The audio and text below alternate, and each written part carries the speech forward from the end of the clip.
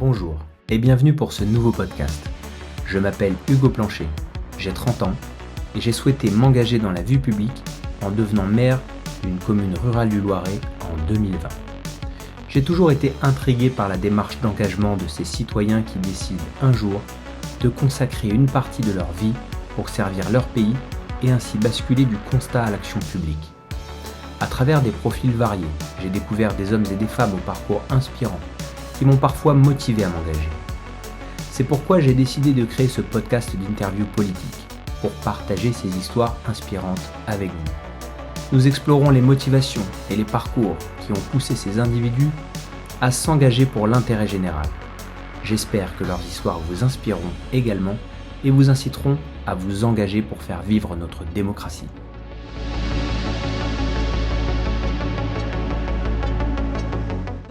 Nous avons tous des opinions, mais comment passe-t-on des idées vers l'engagement politique ?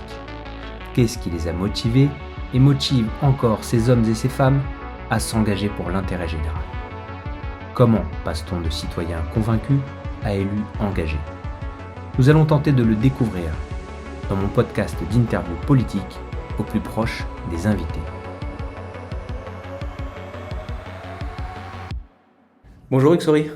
Bonjour. Merci d'avoir répondu à cette invitation pour notre podcast S'engager, qui parle de l'engagement en général et plus particulièrement aujourd'hui de l'engagement politique, puisque tu es sénateur du Loiret, mais aussi conseiller départemental. J'ai souhaité t'interviewer pour partager à nos auditeurs ton expérience, mais aussi mieux connaître ton parcours et tes engagements. Nous avons l'occasion tous les deux de nous côtoyer dans le cadre de tes fonctions actuelles, puisque je suis maire d'une commune du département du Loiret, et je le rappelle ici pour nos auditeurs, pour qui parfois le rôle de sénateur est peu connu, mais le sénateur est en général l'élu des élus, dans un cadre bien défini, que tu vas nous expliquer mieux que moi, puisque je te laisse te présenter à nos auditeurs. Merci Hugo, d'abord merci de m'avoir convié à ce podcast. Alors tu as dit effectivement l'essentiel de mes fonctions. Je suis sénateur du Loiret, je suis conseiller départemental. J'ai encore une profession, ce qui n'est pas si courant que cela, parce qu'il y a un certain nombre de parlementaires qui exercent à plein temps. Moi, j'ai souhaité garder ma profession de pharmacien, parce que je considère que les élus, être élu, c'est pas un CDI, c'est plutôt un CDD, et donc ça m'a semblé important de garder un pied dans la vie professionnelle. Sinon, j'ai 64 ans, je suis marié, j'ai un garçon, un enfant, un grand.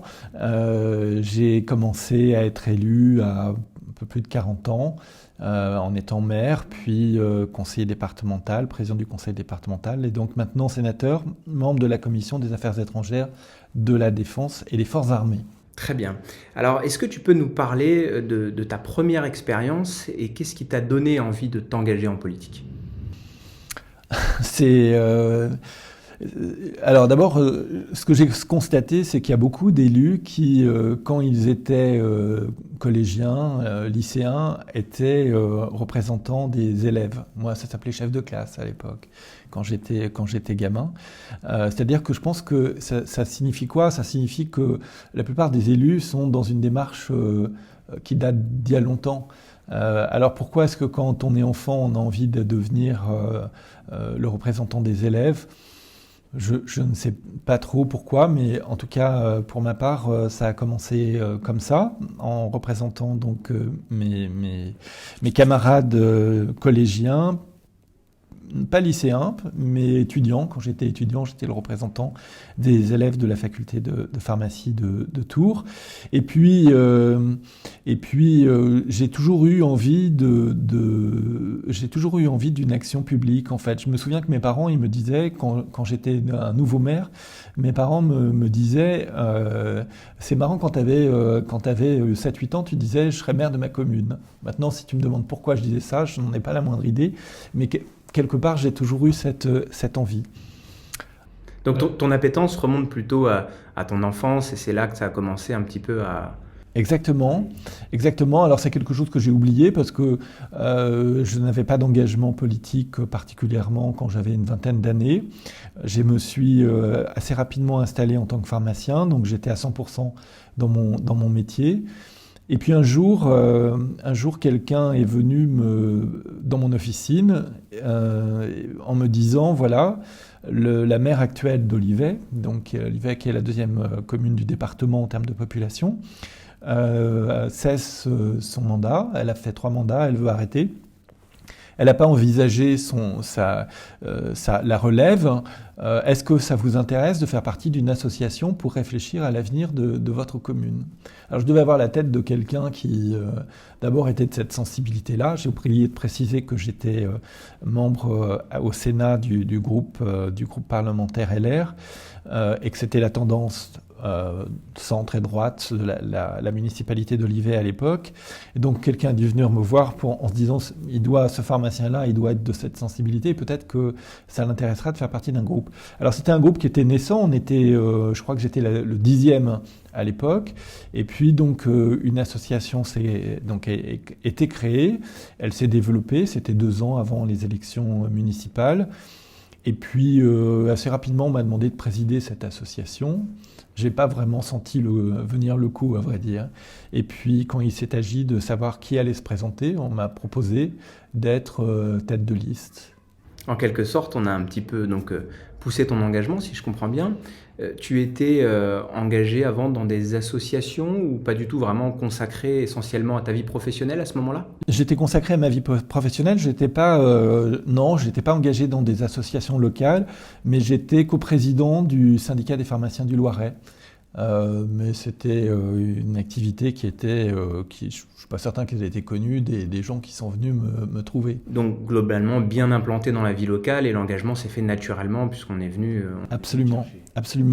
En tant que pharmacien, on est évidemment en contact de très nombreuses personnes. Donc voilà, les gens qui exercent des professions de santé d'une façon générale sont assez demandés pour être sur des listes parce qu'ils ont cette connaissance à la fois du terrain et puis des habitants de la commune. Et donc pour ma part, ça s'est fait assez naturellement.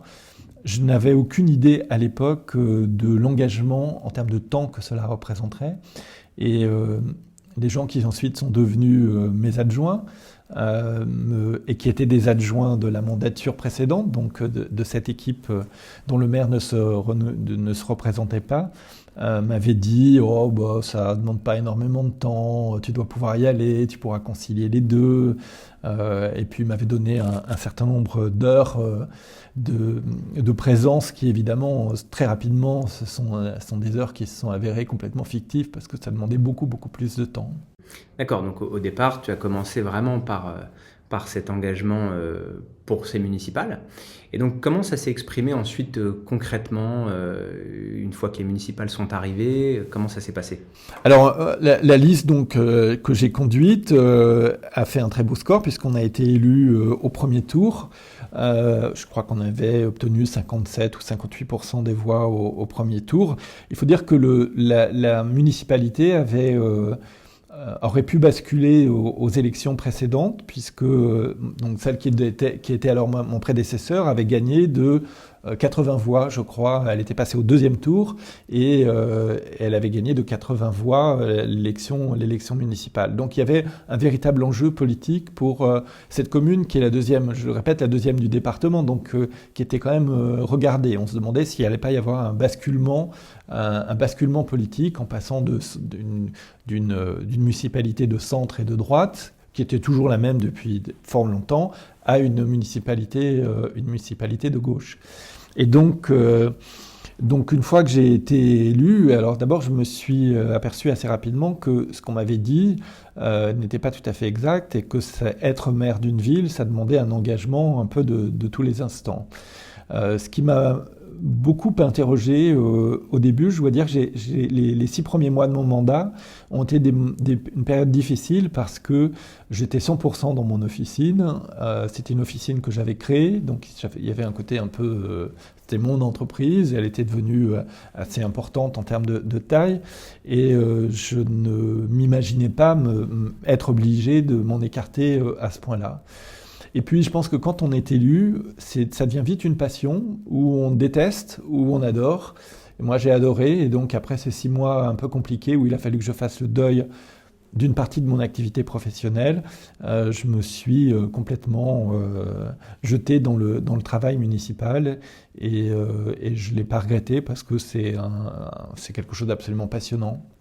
Et est-ce qu'il y a eu un moment marquant un petit peu dans ton premier mandat dont tu pourrais nous parler ? Tu sais, tu as cette expérience, Hugo. C'est dans un mandat, la richesse d'un mandat, c'est que rien n'est tout le temps pareil. Hein.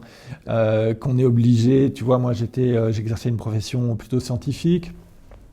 Je ne connaissais rien de l'urbanisme, rien des sujets techniques comme l'assainissement et des choses comme ça. Et on est obligé d'être plongé et de prendre dans ces dossiers et de prendre des décisions. Et ça, c'est complètement génial parce que on s'ouvre un horizon qui est complètement vaste. L'horizon, c'est vaste par définition, mais voilà, on s'intéresse à plein de choses qu'on n'aurait même pas imaginé aborder si on n'avait pas fait cela. Et c'est ça qui est absolument passionnant et dévorant. Ça dévore le temps parce que finalement, on est tellement intéressé par ce qu'on fait qu'on ne compte plus son temps. Et c'est le risque d'ailleurs quand on est élu, c'est finalement de négliger un certain nombre de choses qui sont malgré tout essentielles, comme la vie professionnelle, comme la vie familiale, comme les loisirs qu'on peut avoir par ailleurs, parce qu'on est complètement happé par ça. Et puis parce que aussi, il y a un autre aspect qui est particulièrement intéressant, c'est la gestion d'équipe. Moi, dans mon officine, j'avais une dizaine de personnes. C'était c'est une petite entreprise avec 10 personnes. Et dans la mairie d'Olivet, il y en avait 400. Et puis j'avais 33 élus à gérer, entre guillemets, coordonner les choses, faire en sorte que tout le monde s'entende bien et que tout le monde aille dans le même sens pour faire le programme qu'on avait défini. Et ça, c'est aussi je m'aperçois que je dis souvent le mot passionnant parce que je crois que c'est le mot-clé de l'engagement politique. Et tu dirais que tu as un petit peu justement sous-estimé ça au départ, le changement que ça allait impliquer dans ta vie ? Ah ben je l'avais pas sous-estimé, je l'avais complètement occulté. Et on m'avait aidé à l'occulter et voilà, mais oui, je n'avais pas mesuré à quel point un engagement politique était un véritable engagement au sens propre du terme. Les priorités de la vie, mes priorités, c'était des priorités professionnelles. Elles, d'une certaine façon, elles ont changé. J'avais toujours évidemment mes priorités professionnelles, mais à côté de ça, il y avait d'autres priorités qui étaient ce que je viens de dire, porter un projet, porter une équipe, etc., etc. Alors, ce qui est intéressant, c'est que ton engagement, comme beaucoup, a un petit peu commencé par hasard. Est-ce que tu t'attendais à tous ces changements et comment tu t'y es préparé? Comment tu as fait ensuite, par la suite, pour rendre ça plus facile à vivre, puisque aujourd'hui on voit, tu as commencé d'un engagement de maire qui t'est tombé un petit peu dessus en quelque sorte, on peut le dire, pour ensuite développer ça en tant que conseiller départemental, puis président du département, du conseil départemental et sénateur. Donc comment tu as fait un petit peu pour mettre de l'ordre dans tout ça ? Alors, quand j'ai été élu maire, je n'avais aucune idée. J'étais allé assister évidemment à quelques conseils municipaux, mais je n'avais aucune idée du fonctionnement d'une commune. Moi, j'étais dans mon entreprise avec une comptabilité privée. Je passe dans une structure avec une comptabilité publique, avec un personnel qui a un statut de fonctionnaire. Ça n'a rien à voir. Et donc, on est obligé le disque dur que l'on a, il faut le revoir complètement et il faut avoir un double disque dur pour essayer de comprendre comment fonctionne le privé, je savais, mais comment fonctionne le public. Et puis, c'est pas la même durée pour tout. Un projet, quand on a son entreprise, tu le sais, on le décide. Si on a suffisamment de moyens dans sa banque, on le fait tout de suite. Dans le public, c'est pas comme ça. Il y a des rouages, il y a la concertation. Il faut avoir son équipe derrière soi, et pour ça, il faut beaucoup communiquer, et puis il faut trouver des partenaires, etc., etc. Donc tout ça change complètement, et une fois qu'on a compris ça, après, finalement, les portes s'ouvrent, je pense avoir pas trop mal réussi mon premier mandat, puisque j'ai été à nouveau réélu au premier tour pour un deuxième mandat. Et là, on est venu me chercher en me disant, en souhaitant que je siège au conseil départemental. Et puis voilà, j'avais attrapé le virus, donc je me suis présenté au conseil départemental où j'ai été élu assez facilement aussi. Et puis j'ai engagé mon deuxième mandat et mon premier mandat de conseiller départemental. Je suis au conseil départemental, on m'avait proposé d'être rapporteur du général du budget, ce qui m'a permis d'avoir une vision assez complète de l'activité du département. J'en suis devenu le vice-président assez rapidement. Et puis le deuxième mandat s'est très bien passé, avec plein de projets, des projets très structurants. J'ai, à l'issue de ce deuxième mandat municipal, je me suis représenté pour un troisième mandat à Olivet. Et je crois que on parle parfois de bâton de maréchal en disant, moi je crois que, en tout cas, je ne sais pas si c'est mon bâton de maréchal, mais probablement ma plus grande joie d'élu, c'est d'avoir été élu au premier tour dans une ville de 23 000 habitants avec 75% des voix. Parce que je pense que c'était la reconnaissance du travail qui avait été fait. Alors on le fait jamais seul, hein, avec les équipes d'élus et équipes techniques, équipes municipales, enfin les fonctionnaires de la mairie.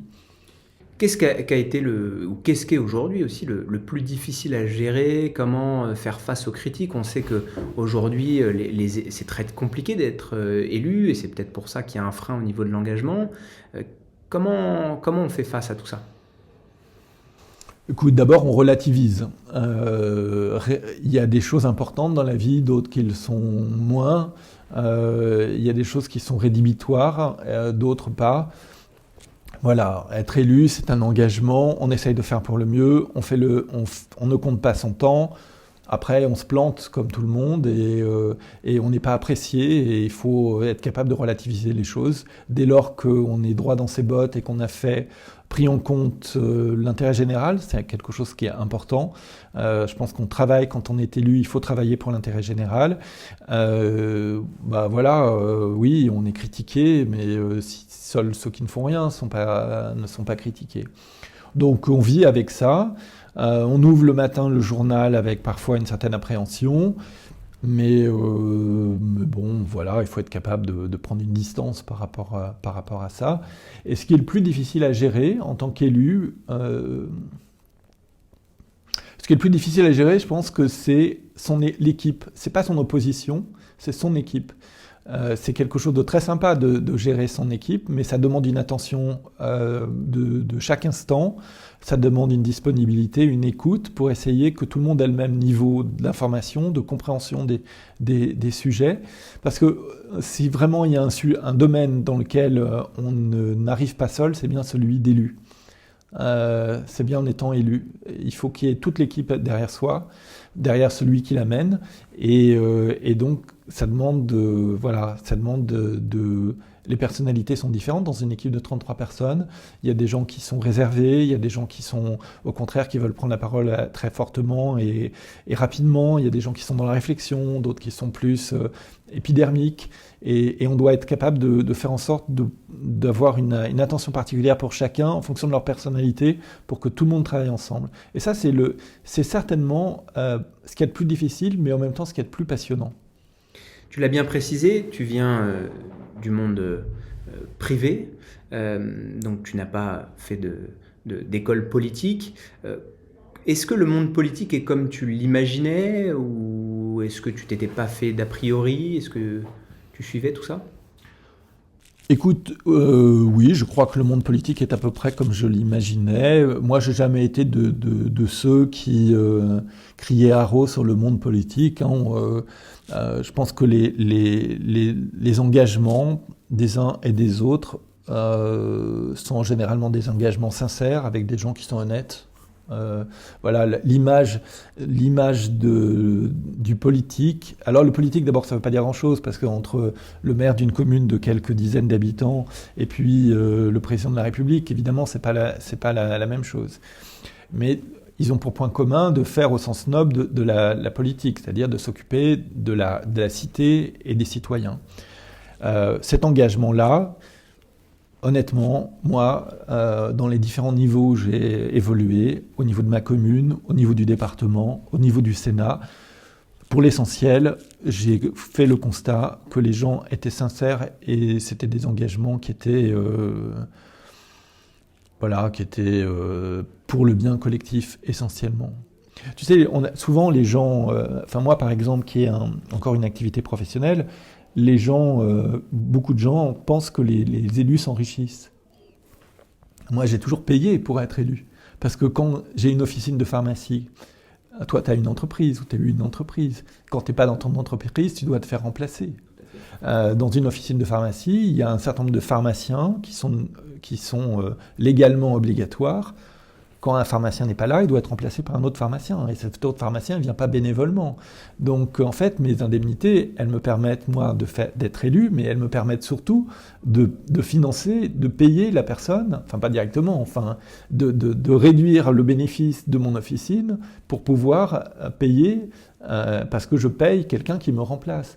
Donc, voilà, l'image de l'élu, elle est très caricaturale, elle est très fausse et très injuste, parce que, je le redis le plus sincèrement possible, la plupart des élus sont des gens qui le font par envie de s'engager pour les autres, par amour de leur territoire, et ils ne méritent pas cette opprobre générale, et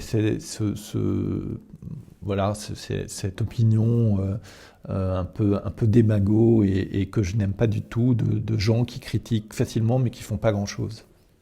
Est-ce que dans ton passé politique, tu as eu un projet qui te vient en tête, qui t'a donné une satisfaction particulière et où tu t'es dit c'est pour ces raisons que je m'engage? Des projets particuliers, ça ne me vient pas à l'esprit comme ça, mais je sais que par exemple ma ville d'Olivet en 2001, lorsque j'ai été élu, n'était pas la même qu'en 2015 quand je l'ai quittée. Parce que c'était une commune qui était très bien gérée, mais qui n'avait pas beaucoup de projets. Et donc, on a essayé de continuer à bien la gérer, mais d'avoir beaucoup de projets. Je me souviens par exemple que dans ma commune d'Olivet, dans la ville, les murs étaient couverts de tags. Et la première chose que j'ai faite, la première décision que j'ai prise, c'était d'effacer tous les tags des murs. Bon, c'est pas grand-chose, mais ça a changé complètement l'atmosphère de la commune. Et puis, je pense qu'en tant que maire, j'étais attaché finalement à des choses qui aujourd'hui sont devenues assez communes, c'est-à-dire qu'on a développé systématiquement des pistes cyclables. Là, dès qu'on faisait des travaux, on mettait une piste cyclable quand c'était possible. Et donc Olivet était la commune de la métropole qui avait le plus de pistes cyclables, etc., etc. Enfin, il y a eu beaucoup de projets comme ça où on a essayé finalement de mettre l'environnement au cœur, l'écologie, l'environnement au cœur de chaque projet, alors que je ne suis pas écolo politiquement, mais je pense l'être fondamentalement. C'est-à-dire qu'à chaque fois, et c'était avec mon équipe, et je pense à certains élus, certains d'ailleurs qui ne sont plus, mais qui avaient adopté complètement cela, et à chaque fois qu'on faisait un projet, on pensait à deux choses. D'un point de vue environnemental, quel est le bilan, est-ce qu'on fait bien, et comment est-ce qu'on concerte ? Comment est-ce qu'on associe les habitants, parce que c'est quelque chose qui me paraît absolument indispensable, comment on associe les habitants au projet. Il y a une expertise d'usage dans les choses. Les gens qui habitent dans une rue, ils savent comment fonctionne la rue. Ils savent à quelle heure il y a du monde. Ils savent si les voitures vont trop vite. Ils savent si les piétons sont en sécurité ou pas. Et les techniciens de la ville, qui eux passent une fois de temps en temps, ont une forme de connaissance technique, mais ils n'ont pas la connaissance d'usage. Et donc c'est en associant à la fois les compétences techniques et la compétence d'usage, la connaissance d'usage, qu'on arrive à avoir des projets qui satisfont le plus grand nombre. On va revenir un petit peu à aujourd'hui, comme je le précisais tout à l'heure, donc tu es sénateur, c'est ton rôle principal, on va dire, aujourd'hui. Parle-nous un peu plus de tes responsabilités actuelles et de ce que ça implique. Alors, quand j'ai quitté le conseil départemental, j'ai fait le choix de quitter le conseil départemental pour être sénateur, puisqu'il y avait les deux fonctions étaient incompatibles.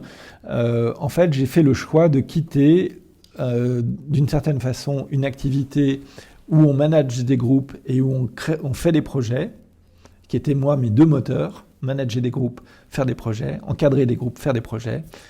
Et pour une autre activité, d'autres activités qui n'ont rien à voir. Quand on est parlementaire, on n'est plus dans le management parce qu'on a une toute petite équipe. On n'est plus dans la conduite de projet parce qu'on n'est plus maître des projets qui nous dépassent d'une certaine façon. Mais on est dans l'élaboration de la loi et la participation de la politique au sens le plus large de la nation. C'est-à-dire qu'on passe de quelque chose de passionnant, mais de très pratique, à quelque chose de passionnant, mais qui est plus,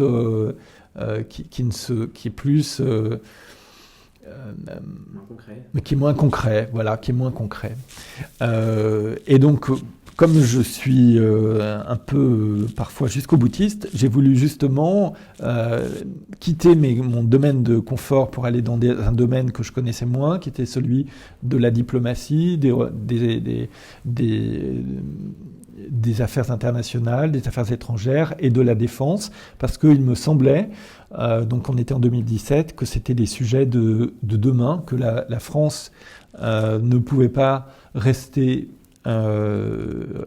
qu'il allait y avoir des évolutions, qu'on allait devoir se pencher plus fortement sur toutes les affaires européennes, et que la France, sur une planète où tout est mondialisé, allait devoir faire face à un certain nombre de paramètres et de difficultés. Voilà, et du coup là je suis servi parce que évidemment entre 2017 et aujourd'hui les choses ont beaucoup évolué, avec malheureusement des guerres un peu partout, y compris en Europe, avec la diplomatie qui a un rôle extrêmement important, et la défense de notre pays qui aussi prend une autre dimension aujourd'hui qu'il y a une dizaine d'années, ou au contraire, il y a une dizaine d'années, on était dans une logique de « il n'y aura plus de guerre ». Et aujourd'hui, on est dans une logique de « on a intérêt à se réarmer rapidement parce qu'on ne sait pas si demain, on ne sera pas obligé de défendre nos frontières ». Donc, il y a eu une évolution, un changement complet en très peu de temps. Et donc, c'est tout à fait aussi... je vais reprononcer le mot, passionnant, d'accompagner cette évolution et d'être au cœur de cette problématique. C'est intéressant ce que tu dis, puisque c'est vrai qu'en tant qu'élu de proximité, on est au contact direct des citoyens et on a une impression, enfin du moins on essaye d'être efficace sur des projets concrets. Est-ce que des fois ça génère un petit peu de frustration de plus être dans ce concret, dans cette proximité, où tu essayes quand même de garder un lien avec le citoyen ? J'essaye de garder un lien avec le citoyen parce que je pense que les élus, on est là pour les citoyens. On est à la fois une courroie de transmission et on est au service de nos concitoyens. Et ça, j'en ai l'intime conviction. Et tout mon engagement politique, il est lié à ça. Comment servir nos concitoyens. Voilà, est-ce que alors dans ce mandat de sénateur, j'ai deux mandats, tu le disais en introduction, un mandat au Sénat, un mandat au Conseil départemental. Au Conseil départemental, c'est une collectivité de proximité, et donc on est complètement dans une logique un peu différente de celle d'un élu municipal, mais on est quand même dans le projet et dans des projets plus structurants. À l'échelle évidemment d'un département, mais qui peuvent parfois avoir dépassé les limites du département. Donc ce lien avec mes concitoyens, je l'ai bien sûr dans le cadre de ce mandat, mais parfois aussi en tant que sénateur, on est très souvent... en tant que sénateur, on est quand même assez régulièrement sollicité par des gens qui viennent nous poser des questions sur des sujets extrêmement divers. Alors en ce moment, évidemment, il y a le sujet des retraites, mais on est sans cesse questionné, sollicité pour des sujets très, très variés. Alors justement, tu l'as bien précisé, en quelque sorte, le conseil départemental est ton moyen de garder un pied dans la réalité, dans la proximité des problèmes que rencontrent les citoyens. Tu l'as très bien expliqué. J'en viens à la question que beaucoup de Français se posent sur le cumul des mandats. Quel est ton avis là-dessus ? Mon avis, c'est qu'il y a une forme de démagogie par rapport à ça. Il y a deux choses. Il y a une forme de démagogie et il y a eu des excès. Il était, à mon avis, pas sain que des élus cumulent toutes sortes de mandats et ne puissent plus raisonnablement assumer leurs charges dans ces différents mandats. Et il fallait légiférer pour réduire. Mais on est passé, comme souvent, le balancier était dans un sens, il est passé dans l'autre sens. Supprimer tout cumul, ou quasiment tout cumul des mandats, c'est-à-dire que quand on est parlementaire, on a le droit à un mandat local, mais sans être dans l'exécutif, ça me semble être excessif et dangereux. Parce que, je le disais tout à l'heure, je pense que les fondements de l'engagement politique, c'est le citoyen, c'est le territoire. Et donc, il faut que les parlementaires aient cet ancrage territorial. C'est pour ça qu'il me semble que le non-cumul du mandat est une bêtise. Et moi, je suis complètement favorable à ce qu'il y ait à nouveau des députés maires, des sénateurs présidents de conseil départemental. Alors, on se dirige vers quelque chose qui, à mon avis, n'est pas forcément une bonne idée, c'est-à-dire de donner la possibilité à des parlementaires d'être maire d'une commune de taille réduite. Commune de taille réduite, tu le sais bien, pour le vivre au quotidien, ça veut dire peu de services, ça veut dire être encore plus mobilisable. Et polyvalent. Dans une ville de 23 000 habitants, comme celle que je dirigeais, il y avait tous les services possibles. Et donc le maire, il était un coordonnateur, il n'est pas les mains dans le cambouis tout le temps. Et donc, moi, ça ne me dérange absolument pas, et je pense que c'est complètement compatible d'être à la fois parlementaire et maire ou président d'un conseil départemental. Aujourd'hui, qu'est-ce qui te motive encore à continuer ton engagement ?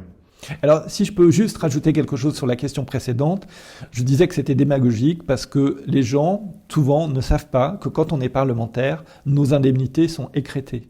C'est-à-dire que ça coûte beaucoup plus cher d'avoir dans le système actuel coûte beaucoup plus cher que le précédent.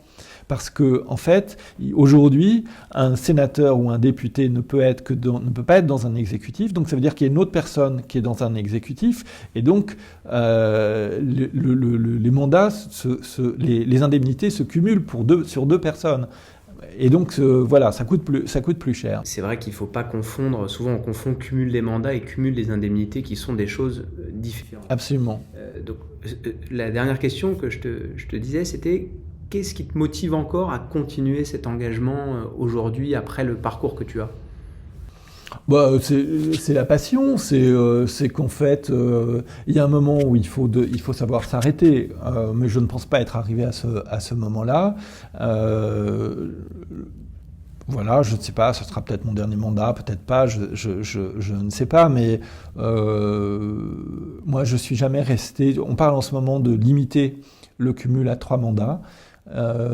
Je suis dans mon 3e mandat de conseiller départemental. J'ai connu 3 élections, mais j'ai dû interrompre un mandat municipal parce que, en devenant président du conseil départemental, il y avait une incompatibilité.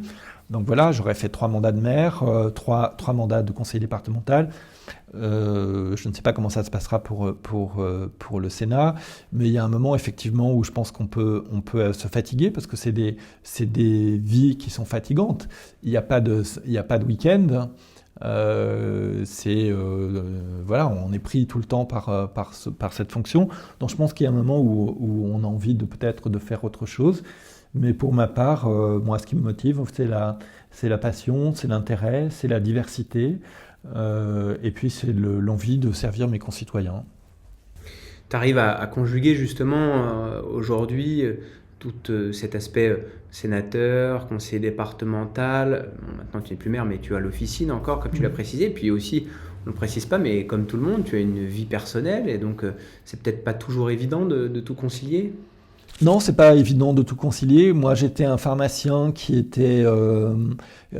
faisait du sport chaque semaine, plusieurs fois par semaine, qui lisait un bouquin par semaine, qui allait voir les expositions, allait à des concerts régulièrement. Quand j'avais 2 jours, j'allais voir une exposition dans un pays européen. Voilà, j'avais une vie comme ça je me nourrissais de ça. En étant élu, j'ai dû faire abstraction de beaucoup de choses. On lit moins parce qu'on a moins de temps. Les concerts et les expositions, c'est plus non plus. J'ai plus cette possibilité, donc il faut faire des choix. Alors je dis à ma famille, à mon épouse que le temps viendra où je pourrai recommencer à lire et aller dans des expositions, mais bon voilà, c'est le choix que j'ai fait aujourd'hui. Et le choix, quand on est élu, il y a une part d'égoïsme, certainement, parce qu'effectivement, ça se fait souvent au détriment des loisirs, et les loisirs, c'est souvent avec sa famille.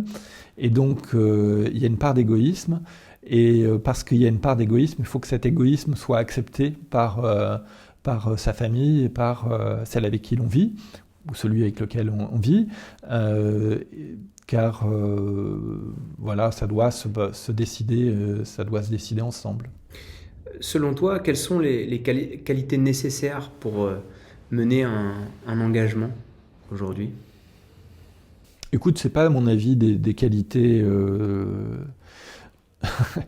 Je me souviens, je vais te donner une anecdote, je me souviens que quand il avait été question de choisir une tête de liste, il y avait 2 autres personnes qui m'avaient un peu challengé. En fait, ils n'avaient pas vraiment envie d'être tête de liste, mais enfin, on leur avait demandé de faire comme si pour me challenger un peu.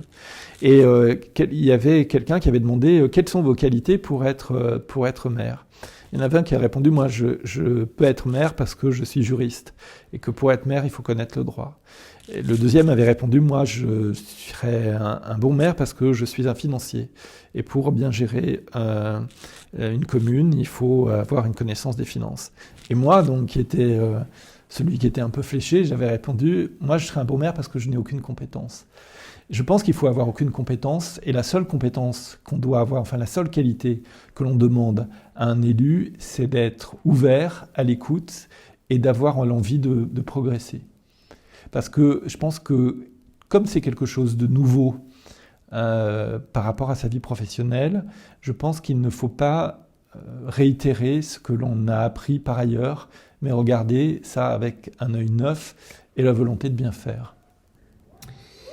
Quel conseil donnerais-tu à quelqu'un qui souhaite s'engager en politique aujourd'hui ? On en a parlé rapidement tout à l'heure, mais c'est vrai que c'est compliqué, aussi bien dans le monde associatif, chez les pompiers, les militaires, les gendarmes. L'engagement aujourd'hui est compliqué. Donc quel conseil tu donnerais à un jeune ou un moins jeune qui a envie de s'engager ? Alors déjà, s'il a envie de s'engager, c'est quelque chose de formidable, parce que moi, je suis d'une génération où mes parents ou mes grands-parents ont été de ceux qui avaient connu la Première Guerre mondiale ou la Deuxième Guerre mondiale, avec des engagements, de vrais engagements, où leur vie était... ils engageaient leur vie. Nous, on a la chance aujourd'hui, j'espère que ça durera encore très longtemps, mais on a la chance d'avoir le choix, à partir de certaines professions bien spécifiques, où on n'engage pas notre vie. Et donc, mais en même temps, un engagement, ça donne du sens à la vie. Être élu donne d'une certaine façon du sens à la vie. Ce sens, c'est la volonté, je le redis, de servir les autres, d'apporter sa pierre à l'édifice. Et donc, si un jeune qui voudrait s'engager, je ne pourrais que l'inciter à faire de la politique avec ses propres convictions, parce que c'est un véritable engagement pour les autres, et que je pense que ça fait grandir d'une certaine façon. Et puis on a besoin on est dans une démocratie sans élus, ça n'existe pas. Et donc je pense que la démocratie, c'est Churchill qui disait la démocratie, c'est le plus mauvais système à l'exclusion de tous les autres. Et donc, on a besoin d'élus et de gens qui possèdent des convictions pour les porter et pour organiser notre société, qui, à mon sens, est une société dans laquelle, globalement, les uns et les autres arrivent à trouver leur place et dans laquelle nous vivons bien. Donc les élus participent à cela. Une question simple pour finir, même si tu as déjà partiellement répondu. Pourquoi s'engager ? Je viens un peu de te répondre. Pourquoi s'engager ? Pour donner d'une certaine façon, alors il y a d'autres moyens, mais pour donner du sens à sa vie et pour servir les autres. Voilà, ça me semble être déjà deux belles idées. Et surtout, ne pas imaginer que ça ne sert à rien. Parce que quand on est élu, on prend des décisions qui ont des conséquences dans la vie directe des gens. Moi, quand je vais dans les écoles, je dis souvent ça. Bon, parfois, les instituts ou les enseignants du collège ou du lycée m'invitent pour que j'explique quel est le rôle d'un sénateur. Et je dis aux enfants, toutes les actions de votre vie, elles ont à un moment ou à un autre été décidées par un élu. Vous vous levez dans une maison, il y a eu un permis de construire. Vous allez prendre le bus, c'est le conseil régional qui a mis la ligne de bus. Vous allez dans un collège, c'est le conseil départemental qui a décidé qu'il y aurait un collège, etc. On peut tout prendre. À un moment ou à un autre, il y a un élu, municipal, départemental, régional, national, qui a pris la décision de faire. Et donc rien que pour ça, ça vaut le coup d'être élu pour essayer d'améliorer les choses. Merci Hugues Saury. Merci Hugo. Merci de nous avoir partagé ton témoignage ici dans ta permanence à Orléans. J'espère que ça permettra aux auditeurs de mieux comprendre les motivations de ton engagement. Pensez à nous suivre sur les plateformes de podcast pour retrouver d'autres témoignages de citoyens qui s'engagent. À bientôt. À bientôt, merci.